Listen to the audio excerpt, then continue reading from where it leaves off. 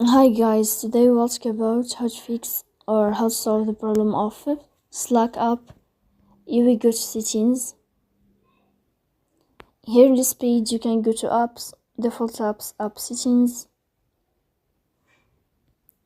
On above you can search about Slack and you can click. Here in this page of app info you can click on first stop and you can click OK. Then you will enter to the window of storage.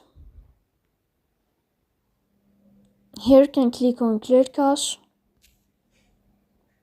Then you can turn off your phone and you can wait a moment to turn on your phone again. So please don't forget to support us by like and subscribe.